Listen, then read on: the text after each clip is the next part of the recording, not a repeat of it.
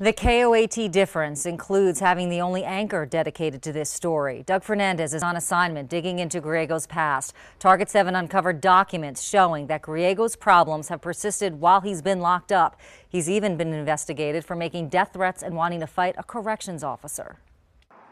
He is locked up here at the Youth Diagnostic Development Center in Albuquerque. He killed his parents, 2 sisters, and his brother. Now, 5 years later, these documents say he has made threats to his 2 sisters who are still alive. I personally would like him to stay behind bars. I think he is a danger to society, and I think he's a danger to our family. His sentence is about to be up, and he might be released.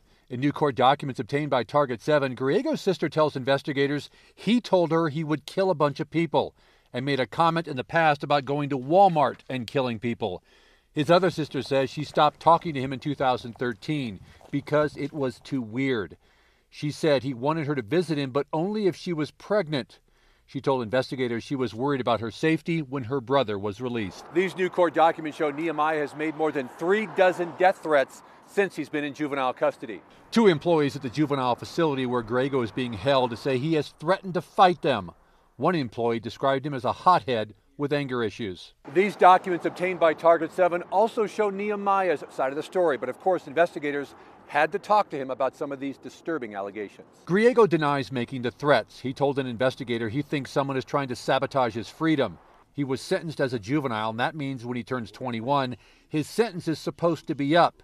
His birthday is March 20th, but the AG and the DA are fighting to keep him locked up. Documents show he told an investigator he has no resentment toward family members and has no hostile intentions.